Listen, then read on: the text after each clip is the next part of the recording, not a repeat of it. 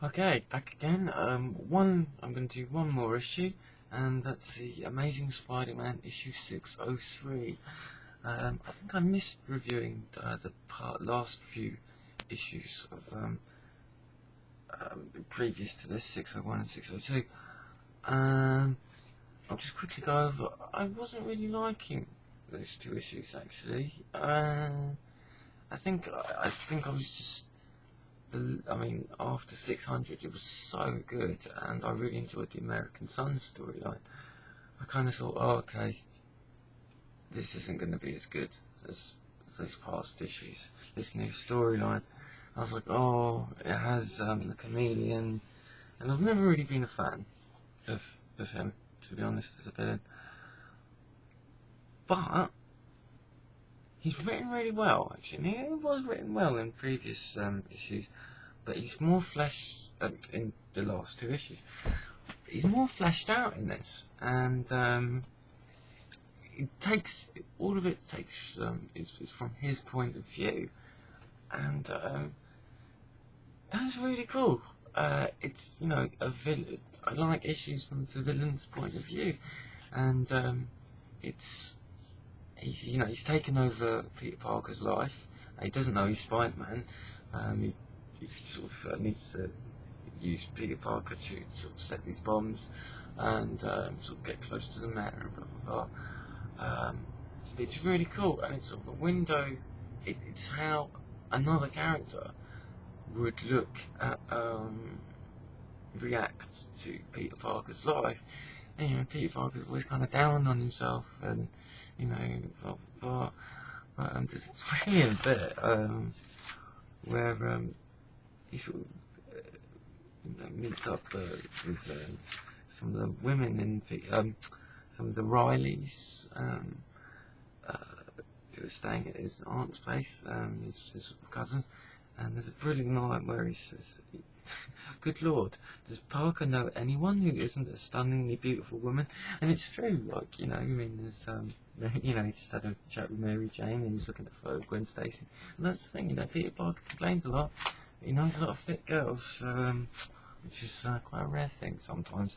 But yeah, that's cool. But it's just really cool to see, the Chameleon, his reaction to Peter Parker's life, and him, kind of messing around with Peter Parker's life, and it'll be interesting to see the ramifications. It really is, and yeah, and the way he's written in this, the Chameleon, he really seems a force to be reckoned with, and you see his trail of thought, how much can you learn about a person, in a short space of time, and how he pretends to be people, and that sort of goes into detail on how he does it, and I don't think that's been touched upon before, or at least I haven't read it, how he actually does pretend to be other people, and not just by not looking like them, but how we can pull it off, by fooling everyone else, and it's, it kind of says it's not by trying to pretend to be that person, it's anyone's actually capable of anything. It's sort of how you manipulate the people around them, and that's really cool. And with other shape-shifting characters, I don't think that's been touched upon that much, like, say, Mystique. So I thought that was really cool. I recommend this issue. It's really cool. And the last page, don't worry, Peter Parker isn't dead. Because we all thought Spider-Man had actually died. He actually does come out at the end. So it should be interesting to see. Spider-Man versus Peter Parker, aka Chameleon. Yeah, this was written really well. It was a lot of fun, and it does the character of the Chameleon justice. There's a cool bit where he's talking to the guy that's hired him, and the guy that's hired him is like, "Oh, you don't get all smart with me. You don't even know my real name. You don't even know where I'm talking from." Blah blah blah. And he's like, "Look, just look behind your photo, behind your picture, and it's like a mask of the guy who was talking on the phone." So he really does, he's presented as a major threat who I never really thought he was as a character, a comedian. So yeah, done really well. It's nice to see classic villains done well, sort of or reinvigorated, and not done in a way where they're like completely changed. Oh, they have super new powers or a brand new crazy costume. Just no, let's just write him really well, you know.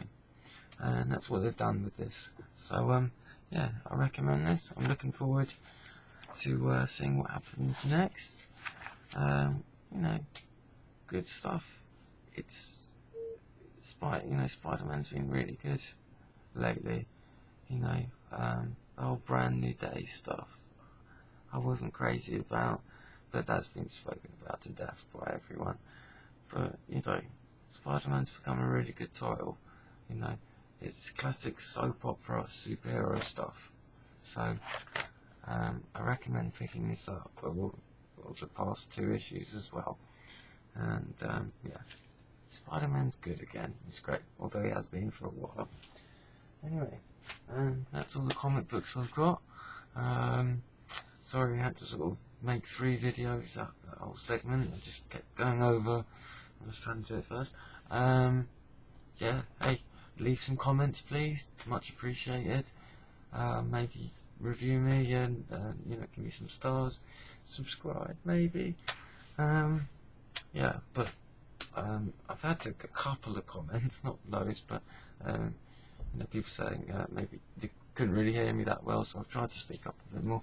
I really do appreciate constructive criticism, because I'm only just, you know, I'm starting out. I'm not great with computers or whatnot. Being really boring, and I babble a little bit like this, so tell me that I need to shut up or something. And hey, maybe not some constructive criticism if you know, just want to say, oh, you're a dickhead, you know, fuck it, write it down, giggle, you know, it's all good fun. Anyway, look after yourselves guys, and I'll be back soon with some more reviews. Bye.